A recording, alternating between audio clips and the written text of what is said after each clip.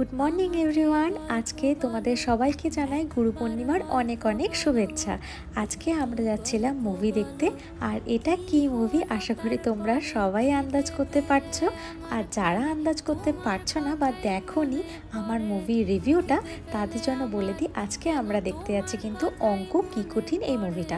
এই মুভিটার রিভিউটা কিন্তু আমি অলরেডি আগের একটা ভ্লগে দিয়ে দিয়েছি, যারা দেখোনি তারা অবশ্যই কি একবার চেক আউট করো। রূপকে দেখো, রূপ কিন্তু অলরেডি হন্ততন্ত হয়ে দৌড়ানো শুরু করে দিয়েছে, কিন্তু আমার মনে হয় না তাতে কোনো লাভ হবে।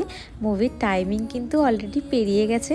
তাও দেখি চেষ্টা করে, ও বাবা, না না, সাউন্ড কিন্তু শুনতে পাওয়া যাচ্ছে, জানো তো। অলরেডি মুভিটা দেখো শুরু হয়েই গেছে।